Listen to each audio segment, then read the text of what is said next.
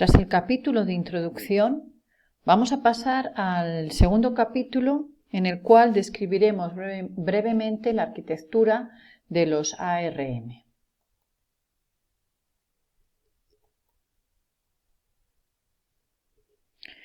Las primeras versiones de ARM consistían en una arquitectura von Neumann, como aparece a la izquierda de la imagen. En ellas hay un único bus de direcciones y la CPU, es decir, la ARM, ve tanto la memoria de programa como la memoria de datos como una sola memoria, así como también los sistemas periféricos.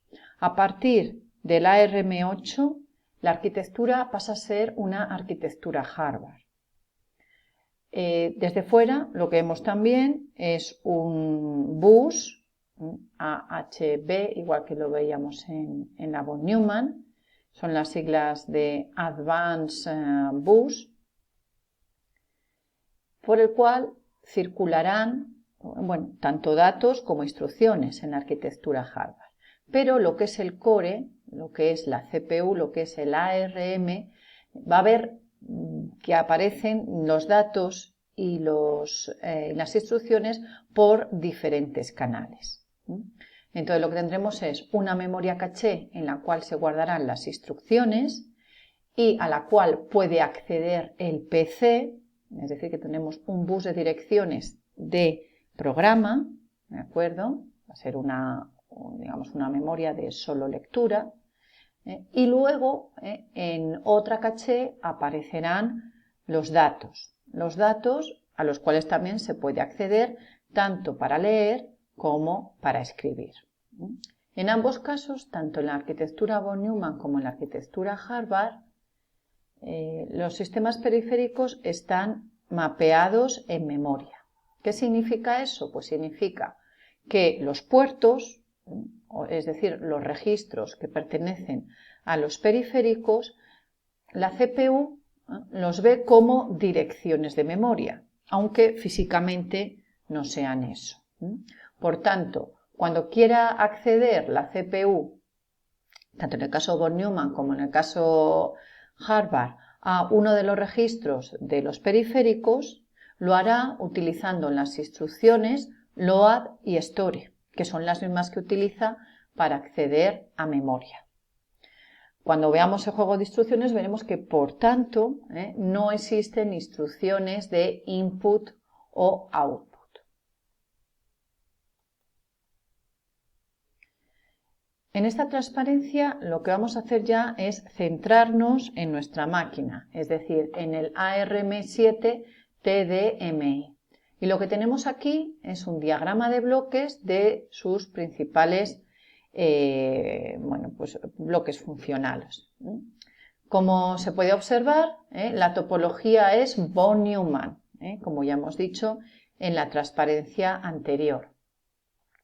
Y se observa el bus de direcciones que aparece aquí en la parte superior, bus de direcciones de 32 direcciones, ¿de acuerdo? Y el bus de datos se encuentra aquí abajo, en la D. Por el bus de datos circularán tanto instrucciones como datos, ya que se trata de una arquitectura von Neumann. Bien, en la parte izquierda de la figura nos aparece la ruta de datos y en la parte derecha la unidad de control. Veis que pues está colocado al revés, que como hemos colocado unidad de control y ruta de datos en el tema 2, cuando hemos visto nuestras máquinas. ¿Vale? Bueno, otra cosa característica de esta arquitectura, ya hemos dicho que es que el PC está integrado en el banco de registros. Entonces, la unidad de control estaría formada por estos bloques de la derecha y también por el PC, que aquí se encuentra, como veis, integrado dentro del banco de registros de la ruta de datos. ¿La ruta de datos de qué está compuesta? Pues la arquitectura es parecida a la de nuestras máquinas del tema 2. Banco de registros, tenéis aquí, compuesto por 16 registros en vez de 8, como pasaremos a explicar más adelante. Y luego tenemos una unidad de funciones que vendrían a ser estos 3 bloques que tenéis aquí, coloreados de amarillo o de crema. Estos 3 bloques, ¿qué función realizan cada uno? Bueno, pues tenemos la ALU o unidad aritmético-lógica, que como veis es una ALU en la cual entran 2 buses. Por aquí, por el bus A, entrará el contenido de uno de los 16 registros, ¿de acuerdo? Y por el bus B, fijaros el dato curioso, no está directamente conectado al archivo de registros, sino que atraviesa antes este bloque de aquí, que viene a ser el desplazador, ¿vale? Esto que permite que el desplazador esté colocado, digamos, en serie con la ALU en vez de en paralelo, como en nuestra máquina, bueno, pues lo que permite es una de las características de la arquitectura ARM, y es que en una misma instrucción vamos a poder ejecutar una instrucción de desplazamiento sobre uno de los operandos, desplazamiento o rotación, y una vez desplazado o rotado, realizar una operación aritmética o lógica de ese operando con el que venga por el bus B. ¿De acuerdo? Bueno, entonces esto sería el desplazador. Y luego hay otro bloque que no tenía nuestra máquina porque era demasiado sencilla, que es este de aquí, el bloque multiplicador. ¿Para qué va a servir este bloque? Bueno, pues este bloque va a servir para multiplicar aritméticamente 2 operandos.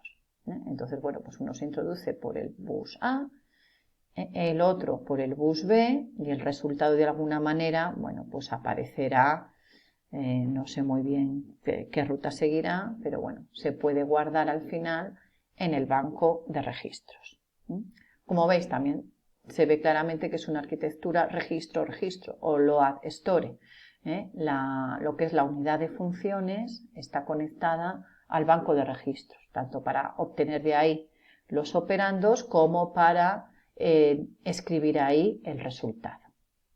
Y sin embargo, en los accesos a memoria solamente se realizan en las instrucciones de load store a través de, bueno, pues el bus D y el banco de registros, ¿vale? Bueno, otra cosa interesante que tiene la ruta de datos, pues que aparece un registro de dirección, que se llama, ¿vale? Que aquí lo tenemos escrito, dibujado en verde, aquí arriba. Este registro de dirección es transparente al programador. ¿Qué significa eso? Bueno, pues que el programador no tiene ni siquiera por qué saber de su existencia. Es un registro, digamos, parecido al registro R8 que teníamos en la máquina de ciclos múltiples. ¿Cuál es su función? Bueno, pues por lo que parece, es un registro que contiene una dirección de memoria y que además esa dirección, si os fijáis, se puede incrementar, porque está conectado a este otro bloque verde más intenso, que probablemente sea un sumador o algo así, y que lo que haga sea incrementar el contenido de este registro.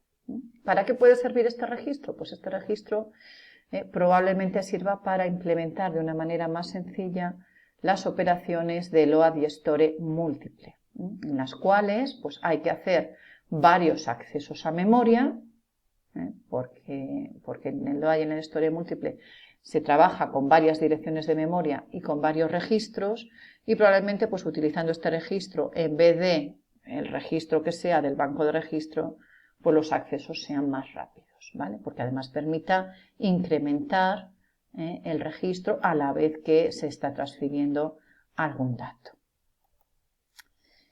Bien, y luego también, por último, los 2 bloques que nos queda por explicar son estos 2 bloques de aquí abajo, que son un registro de escritura de datos y un registro de lectura de datos. Bueno, pues estos registros sirven como buffers, es decir, como registros temporales para las transferencias de información entre lo que es la unidad de memoria y la ruta de datos. ¿De acuerdo? Acordaros que la memoria está organizada en bytes, entonces probablemente las instrucciones o los datos se obtengan de la memoria en 4 accesos. A lo mejor no se acceden todos a la vez, no lo sé, la verdad, pero puede que así sea, Pero bueno, lo que está claro es que cuando llegan a la ruta de datos ya sí que tienen que tener sus 32 bits accesibles en paralelo, ¿de acuerdo? Y entonces eso se consigue, bueno, pues guardándolos temporalmente o bien en el read data reg o bien en el write data reg. En el read data cuando queramos escribir en el archivo de registros, el write cuando queramos leer del banco de registros y guardar en memoria. De todos modos, estos 2 registros, desde el punto de vista del programador, tampoco nos interesan porque también son registros ocultos, del mismo modo que lo es el registro de direcciones que tenemos aquí arriba. Con respecto a la unidad de control, ya hemos dicho que está dibujada a la derecha y, como veis, consta, además del PC que está dentro del archivo de registros, de un registro de instrucción que contendrá la instrucción que se esté ejecutando en cada momento. La salida del registro de instrucción está conectado a lo que llaman un decodificador de instrucciones, que obviamente no va a ser un circuito tan sencillo como el que hemos visto en la máquina de ciclos sencillos. Tiene que tratarse de un autómata síncrono, por 2 razones. La primera de ellas, pues porque dentro del juego de instrucciones también hay instrucciones de ciclo múltiple, instrucciones complejas, como son la multiplicación y el load store múltiple. La otra razón por la que sabemos que lo que hay aquí dentro es un autómata síncrono es porque se trata de una máquina con pipeline. Por consiguiente, el controlador tiene que ser capaz de ejecutar varias instrucciones a la vez, cada una en su etapa de la pipeline. Bueno, a estos elementos, PC, registro de instrucciones y decodificador de instrucciones, se le ha añadido este bloque de aquí, que es un traductor de instrucciones thumb a instrucciones ARM. Probablemente pues, sea un circuito no demasiado complejo, cuya entrada es una instrucción thumb, es decir, una instrucción de 16 bits, y la salida sea la instrucción ARM de 32 bits equivalente, o conjunto de instrucciones de 32 bits equivalentes, pues pueden ser varias, ¿vale? Para que después el controlador las procese, las instrucciones thumb, como si fueran instrucciones ARM. Bueno, ahora que ya hemos descrito someramente, brevemente, cómo sería la arquitectura del ARM7, vamos a hablar de su ejecución, centrándonos sobre todo en lo que es la parte de la canalización o pipeline. En el caso del ARM7, el pipeline consta de 3 etapas, que están aquí representadas con diferentes colores. La duración de cada una de las etapas pues es de un único ciclo de reloj. En las etapas, ¿qué función se realiza? Bueno, pues en la primera etapa es la etapa de búsqueda, en la cual lo que se hace es buscar la instrucción en la memoria y guardarla en el registro de instrucción. En una segunda instrucción, bueno, pues a partir de la instrucción que tengamos en el registro de instrucción, se activan los terminales de control apropiados, dependiendo del opcode, para convertir esa instrucción en la microinstrucción o microinstrucciones correspondientes. Y por último, en la etapa de ejecución, lo que se hace es, bueno, pues la ejecución propiamente dicha de la instrucción. ¿Todas las instrucciones se amoldan a este esquema? No. Ya hemos visto que la mayoría sí, las de procesamiento, y en ellas a cada instrucción le corresponde una microinstrucción, ¿vale? Pero hay otras, las instrucciones más complejas, en las cuales, bueno, pues la parte de ejecución puede durar varios ciclos de reloj.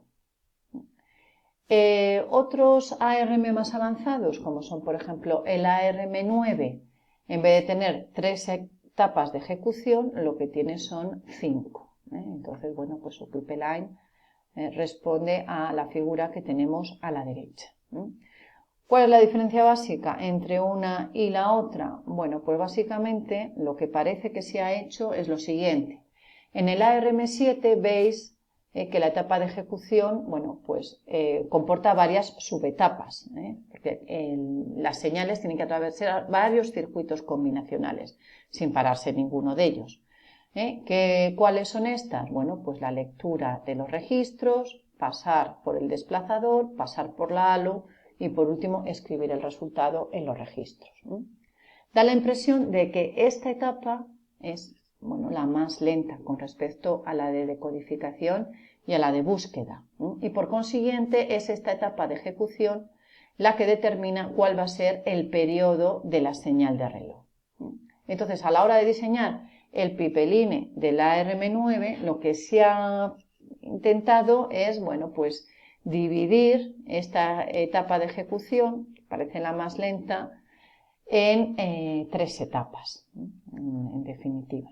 Entonces, bueno, pues se ha dejado la etapa de ejecución con la ejecución del desplazador y la ALU, la etapa de escritura del resultado pasa a otro ciclo de reloj, al ciclo de reloj de la etapa write, y la de búsqueda, digamos, o lectura de los operandos en los registros, pues la han pasado a la etapa de decodificación, probablemente porque la etapa de decodificación era más rápida que la de ejecución y bueno, pues daba tiempo a poder meter también la lectura de los registros.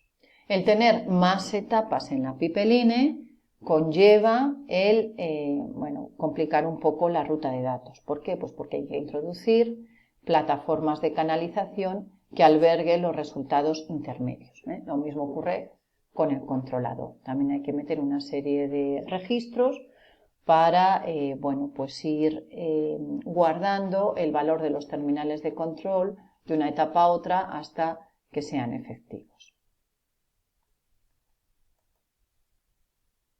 En esta transparencia lo que tenéis es la ejecución de 3 instrucciones, digamos, sencillas, es decir, 3 instrucciones cuya duración es de 3 ciclos de reloj y bueno, de manera efectiva solamente uno, ya que se superponen sus ejecuciones. Son instrucciones simples, pues como por ejemplo la suma. Bueno, pues como veis, en el primer ciclo de reloj, la primera instrucción entra en la etapa de búsqueda, en el segundo pasa a la etapa de decodificación y la segunda instrucción ya está en búsqueda y ya en el tercero tenemos la pipeline completa, con la primera instrucción en la etapa de ejecución, la segunda en la etapa de decodificación y la tercera en búsqueda. Bueno, cuando las instrucciones son regulares, todas iguales, mismo número de bits y misma duración en su ejecución, bueno, pues el pipeline funciona sin problemas, también de una manera regular. ¿Qué ocurre si nos encontramos con una instrucción un poquito más complicada, como es la instrucción de store, el store sencillo, no el múltiple? Bueno, pues ocurre lo siguiente, lo vamos a ver en esta transparencia. Estamos ejecutando una instrucción de store que comienza en el segundo ciclo de reloj junto con 4 instrucciones más sencillas que son las instrucciones de suma. ¿Vale? Bueno, entonces comienza el primer ciclo de reloj, la primera instrucción se mete en la pipeline en su etapa de búsqueda, en el segundo ciclo de reloj ya está en la decodificación y la segunda instrucción, que es la store, ya está en búsqueda. ¿Vale? Tercer ciclo de reloj, la instrucción A, la primera, ya está en su última etapa, ejecución, store está en decodificación y ya ha entrado en la pipeline la tercera instrucción, que es la suma. Bueno, llegamos entonces al cuarto ciclo de reloj y aquí es donde store debería ejecutarse, ¿vale? ¿Pero qué ocurre en el caso de la ARM7? Bueno, pues que la ARM7 es una máquina von Neumann. Entonces tenemos una instrucción que quiere acceder a memoria, el store, ¿Para qué? Para guardar en ella algo, ¿vale? En el ciclo 4, que sería este de aquí, y claro, coincide con la instrucción 4, que es una suma y que está en su etapa de búsqueda. Es decir, que la instrucción 4 también quiere acceder a memoria, en este caso para buscar la instrucción y guardarla en el registro de instrucción del controlador. Entonces, ¿qué ocurre? Bueno, pues que tenemos dos instrucciones, el store en su etapa de ejecución y el add en su etapa de fetch, que quieren acceder a memoria o que requieren acceder a memoria en el mismo ciclo de reloj. Como la memoria es única, entonces solamente tenemos un bus de direcciones y un bus por donde circulan tanto datos como instrucciones, estas dos cosas no se pueden hacer en el mismo ciclo de reloj. Entonces, ¿qué solución se busca? Bueno, pues la solución que se encuentra, más que se busca, es que en este ciclo cuarto sea la instrucción 4 la que accede a la búsqueda, ¿de acuerdo?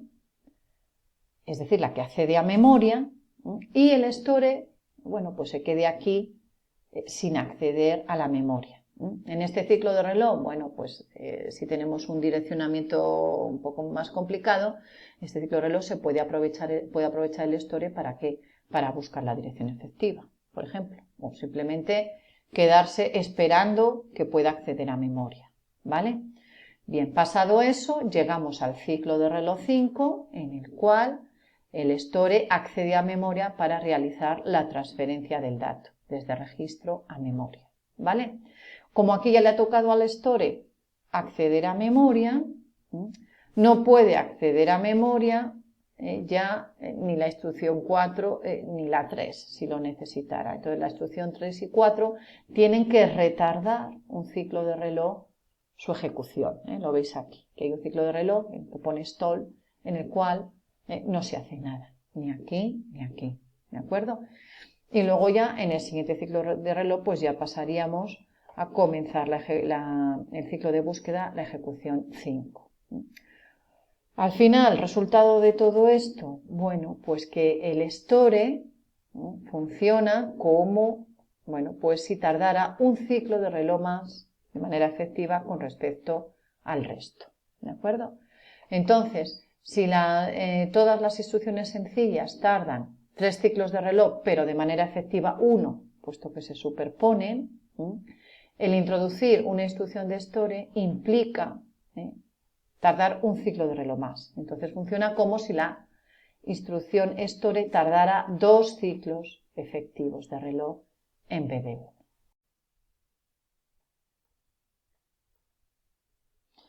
Antes de continuar con el siguiente apartado, tenemos que hacer 2 comentarios sobre los bits de estado o flags y más concretamente sobre el flag C. Primeramente, indicaremos que, a diferencia de las máquinas del tema 2, el ARM, como veremos más adelante, posee un registro de estado, o también llamado PCR, donde se almacenan, entre otras cosas, los flags. En esta transparencia aparece un esquema del sumador que forma parte de la ALU de esta CPU. Vemos que, por ejemplo, el valor del acarreo de salida de la unidad de funciones se almacena en una de las celdas del PCR. Desde este registro, en el ciclo de reloj siguiente a la ejecución de la instrucción, el controlador puede revisar el valor de los flags, por ejemplo, en las instrucciones de salto, para tomar algún tipo de decisión. En las máquinas del tema 2, los flags no se almacenaban en ningún registro, puesto que no existía el registro PCR, y eran directamente las entradas condicionales al controlador, lo que originaba que la decisión se pudiera tomar en el mismo ciclo de reloj de la ejecución de la instrucción. En segundo lugar, hay que indicar que, al contrario que otros micros muy populares en su día, como el Z80 o los Intel 386, 486 o los Motorola, en el ARM7 el flag C almacena el acarreo de salida del sumador, independientemente de que se haya ejecutado una suma o una resta aritméticas. Y por tanto, por el acarreo de entrada, se introduce un 0 si estamos ante una suma, un 1 si estamos ante una resta. ¿Para qué? Bueno, pues para poder hallar el complemento a 2 del sustraendo. O bien, cuando estamos ante una suma o una resta con acarreos, que se utilizan para sumar o restar números con un número de bits el doble o el triple, un múltiplo del número de bits de la máquina, lo que se introduce por CI directamente es el bit almacenado en el flag de acarreo. Por el contrario, en la arquitectura de Intel, el flag C es igual al acarreo de salida si estamos realizando una suma y al complemento del acarreo de salida si restamos, ya que lo que se almacena es el bit de préstamo o borrow.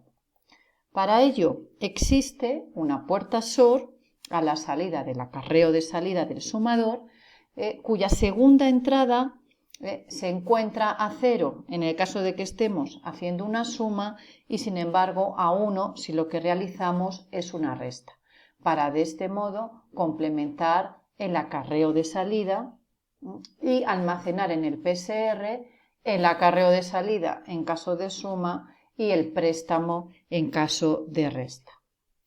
Por consiguiente, en estas máquinas esto origina que si se quiere realizar una resta extendida, al restar los bits más altos habrá que complementar el borrow, es decir, habrá que complementar lo almacenado en el PSR de la etapa anterior y por tanto existe una puerta SOR también a la entrada del acarreo de entrada para poder complementar el flag C en el caso de estar ejecutando una instrucción de resta con acarreo. Un programa muy sencillo para averiguar si una CPU posee puertas SOR en el acarreo de entrada, como los Intel, o no, como los PowerPC, aparecerá ilustrado en la parte derecha de la transparencia. El programa consiste en colocar un 1 en el flag C del registro de estado PSR con la instrucción correspondiente y a continuación ejecutar una instrucción de resta extendida que reste 0 al contenido de un registro R. Si existe puerta SOR, es decir, nuestra CPU funciona como las Intel, el resultado no será R, como se puede observar en este ejemplo, ya que el flag C no entra en el sumador, o sea, en el sumador no entra un 1 por el acarreo de entrada, sino que lo que entrará es un 0 y por tanto no tenemos aquí el complemento a 2 del 0, ¿vale? Puesto que aquí en lo que es el sustraendo sí que estamos complementando bit a bit los bits del 0, pero después no le estamos sumando 1, sino que le estamos sumando 0. Por lo cual el resultado no es el resultado R, debido a que existe esta puerta SOR a la entrada. Sin embargo, si no existe la puerta SOR, como ocurre en el caso del ARM, el flag C sí que mantiene su valor 1 y lo que entra por el acarreo de entrada es un 1, como aparece aquí, apareciendo el complemento a 2 del 0.